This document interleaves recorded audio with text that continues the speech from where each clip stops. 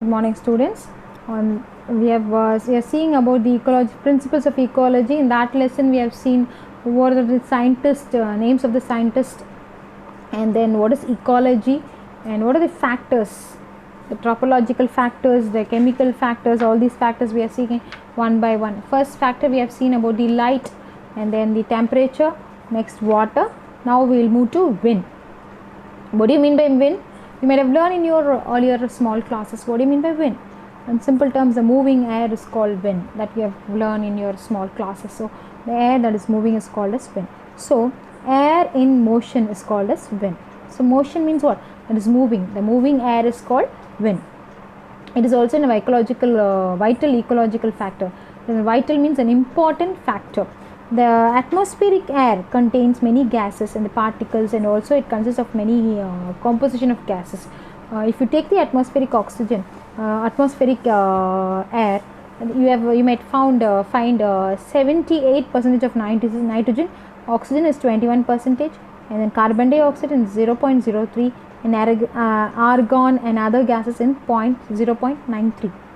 All these things gases are present in the atmospheric oxygen.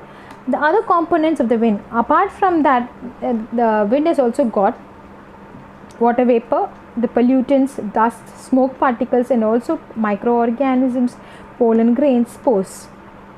So not only the air contains only the gases, but also it contains the water vapor, pollen grains, spores, and then microorganisms.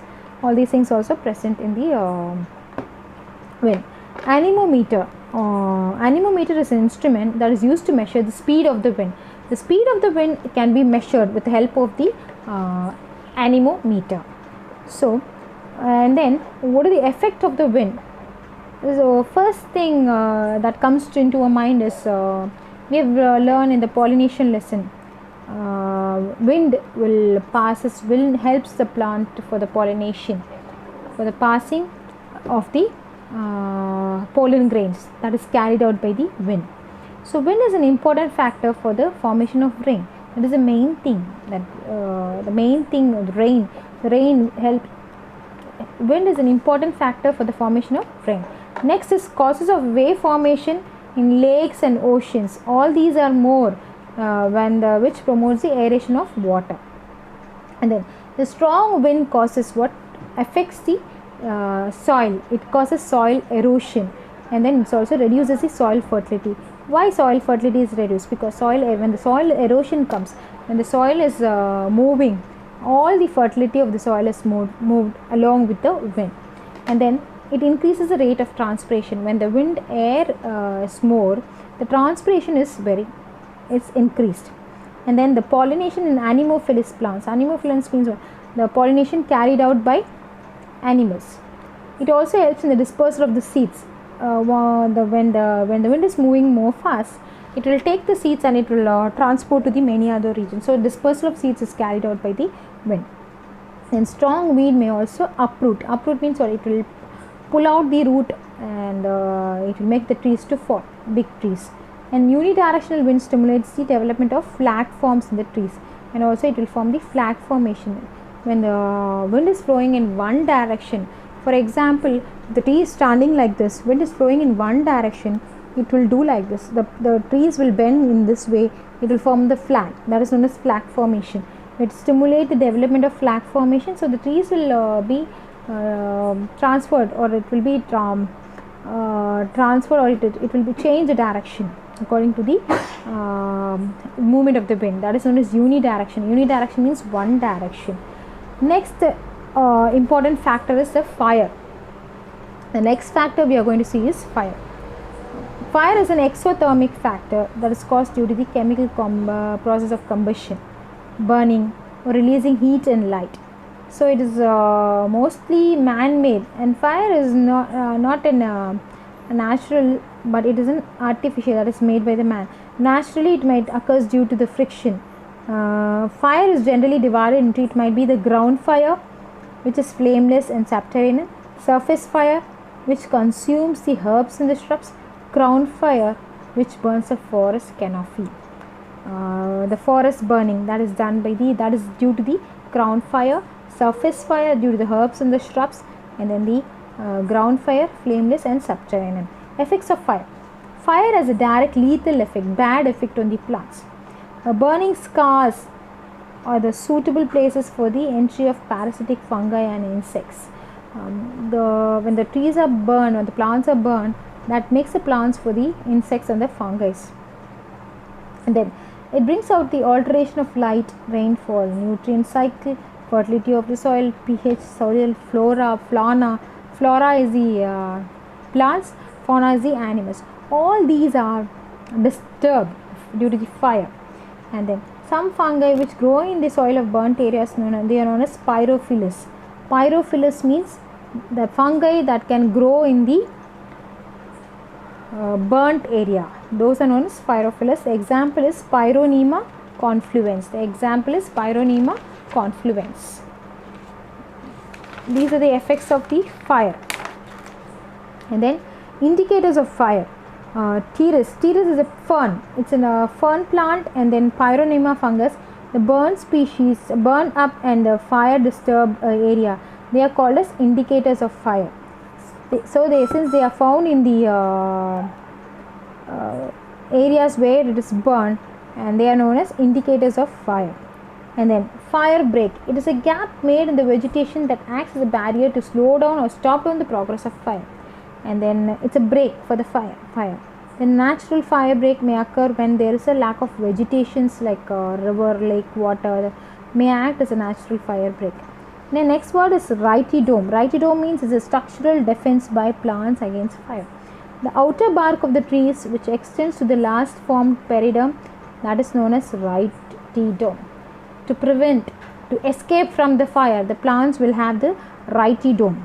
It is composed of multiple layers of suberized periderm, cortical, suberized periderm, cortical and phloem tissues. It protects the stem against the fire, water loss, invasion of insects, and also prevents them from the microorganisms. These are the preventive mechanisms that are taken by the plants. They might ask you about what is the preventive mechanism the plant can adapt to prevent from the fire. You can talk about the Righty Dome. Righty Dome is like it's an extra layer that will prevent the plant from burning. Next is edaphic factors. We have seen the climatic factors. Now the next factor is the edaphic factors. Edaphic means the abiotic factors related to the soil, physical, chemical composition of the soil in the particular area. The study of the soils, that is called as pedology. The study of soil is known as pedology. Edaphic factors means abiotic, non-living factors. First one is the soil. The study of soil is known as pedology. So, how the soil is formed? You might have learned in your social science that the breakdown of the rocks, you will get the soil. They depend upon the different ecological conditions. Soil formation is initiated by the withering process, breakdown of the rocks.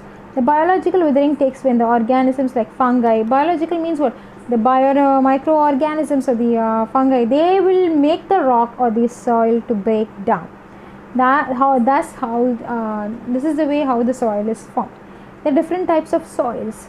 One is known as the residual soils, transported soils.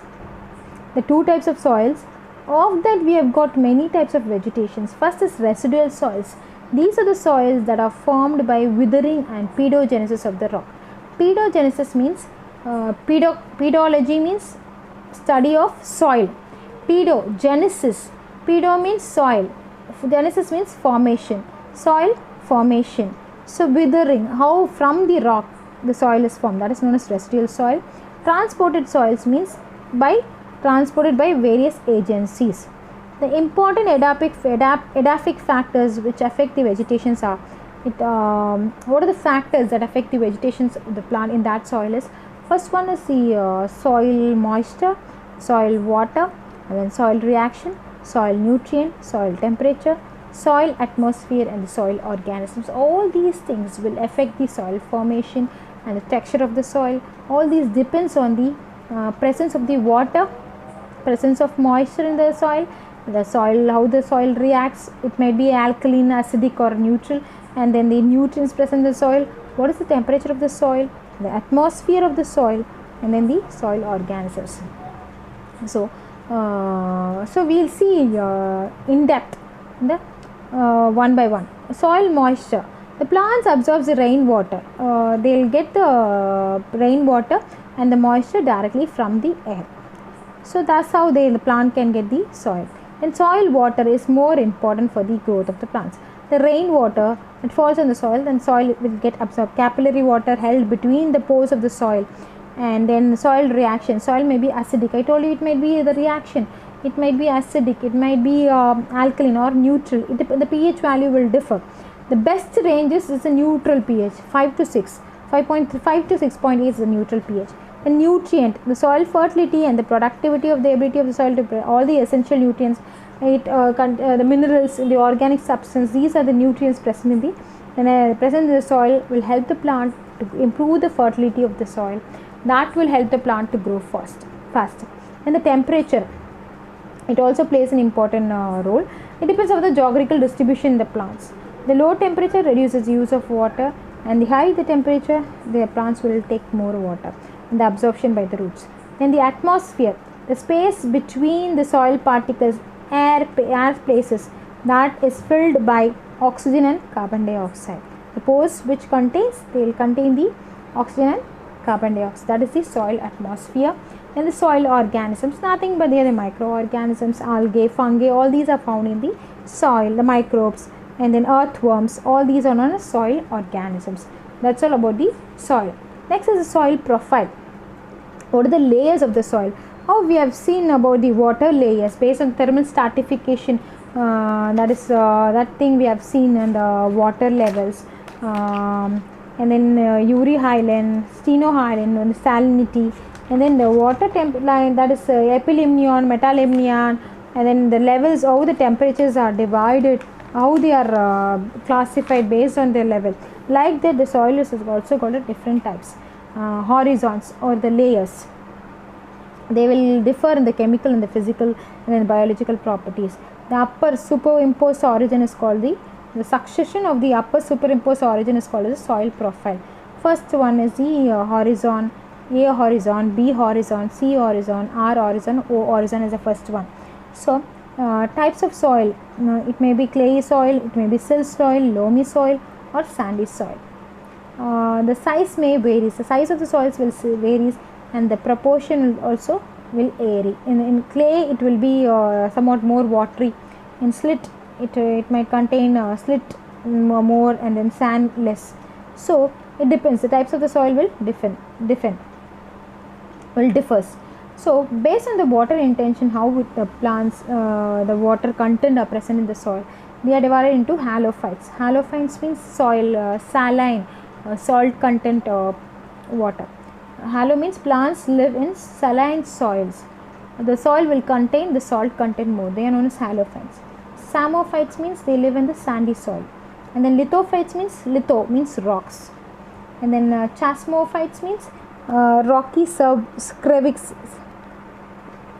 Then cryptophytes means below the soil surface. Cryophytes means in the ice surface. Then oxalophytes means acidic soil. Then name itself given, calcium rich soil.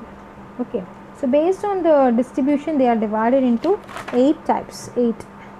Yes, one is halo. Halo means saline. Saline means salt content. Samnophytes means sandy. Litho, rocks. Chasmo is rocky crevices. Cryptophytes, they are living below the soil surface. Cryophytes, ice surface. Acidic is oxalophytes, and calciphytes is calcium rich alkaline soil. That's all about the soil profiles. Next is the topographic factors. Next class we will discuss about the topographic factors. So if you learn about the all these factors, though it's boring, when you go in depth, it will make it more interesting to know about the environment. Okay, next class we will see about the topographic factors. Thank you, children.